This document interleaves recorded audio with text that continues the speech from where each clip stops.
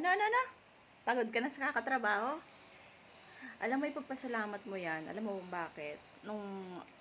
Kasi marami dyan, sa totoo lang, ang dami-dami yung walang trabaho, tapos ikaw, ganyan, magrereklamo ka, wala kang trabaho.